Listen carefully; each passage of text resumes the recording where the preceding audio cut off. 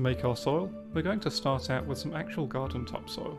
This is spread onto a tray and left on a windowsill until it's dry. Next we'll put it through a sieve to break up the larger chunks and filter out any bits that we don't want. This soil came from a bag of garden soil I brought a while ago, and occasionally there are little bits of plastic or ceramic that we don't want in our diorama. We do still want some of the texture and small stones though, so after we've sieved out most of the finer soil, we'll use a spoon to collect some of the chunkier bits and mix them back in. Make sure you wear a mask for this next bit. Some brown tile grout, roughly equal to the soil in volume, is added. This will add some finer texture that's appropriate for soil at smaller scales, but more importantly will act as a binder to hold everything together when we add moisture.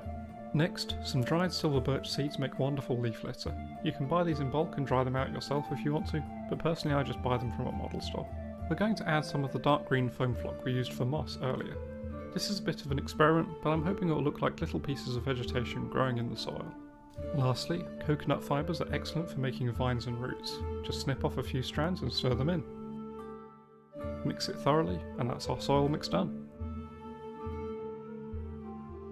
To apply the soil mix, we're going to take an old brush and put a thin layer of PVA glue over all of the areas we want the soil to stick to.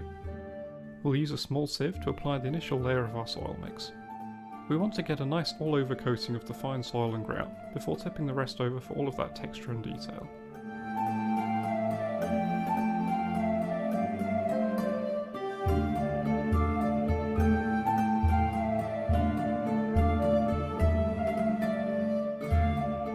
Before we seal the soil in place, we're going to brush the excess off the areas around the feet that we don't want too much soil to stick to.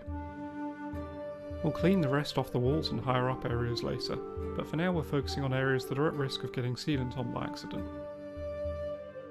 To seal everything, we're going to make a 1-to-1 mix of matte Mod Podge and water. You can also use PVA glue, but the Mod Podge dries faster and with less of a glossy finish.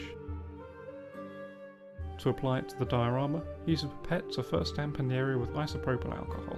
This will break the surface tension of the thin Mod Podge when you apply it, so it doesn't form beads of glue on the surface, and will help draw it down through the soil and grout mix.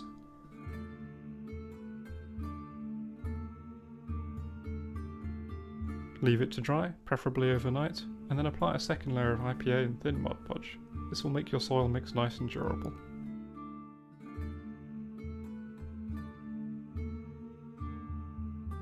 Here we can see the finished soil texture. The glue pooled a little thick in some areas, so isn't as matte as I'd normally like it, but in this case the slightly damp look suits the environment we're trying to capture perfectly. A dry brush or air duster can then be used to remove any soil that got into places we don't want it, such as